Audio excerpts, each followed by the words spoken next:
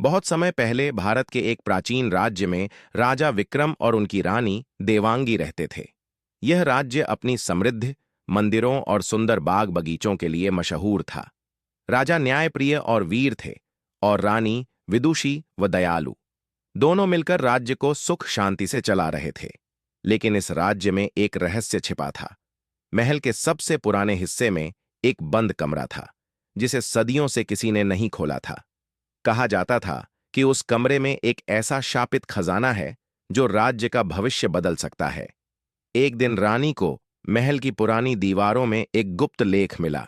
उसमें लिखा था, जो भी उस कमरे को खोलेगा उसे राज्य की सच्चाई जाननी पड़ेगी। लेकिन याद रखना, सच्चाई कभी आसान नहीं होती। रानी देवांगी ने यह बात राजा को बताई, पर राजा ने डर से उस कमरे को खोलने से मना कर दिया। लेकिन रानी का मन उस रहस्य को जानने को बेचैन हो उठा। एक रात पूर्णिमा के चांद के नीचे रानी ने अकेले उस कमरे की ओर कदम बढ़ाए। जैसे ही दरवाजा खुला, भीतर से ठंडी हवा और दीपक की लौ अपने आप जल उठी।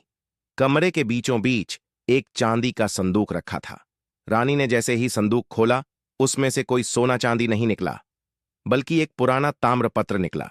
उस पर लिखा था, राज्य का असली उत्तराधिकारी कोई और है, राजा विक्रम नहीं, बल्कि उसी का सबसे करीबी सेनापति। रानी यह पढ़कर कांप उठी। क्या सच में राजा की जगह कोई और सच्चा वारिस था? अगर यह बात बाहर आ गई तो राज्य में विद्रोह हो सकता था। रानी ने निश्चय किया कि वह यह रहस्य अभी राजा को नहीं बताएगी। उसने ताम्रपत्र को फिर से संदूक में रख दिया और कमरे का दरवाजा बंद कर दिया।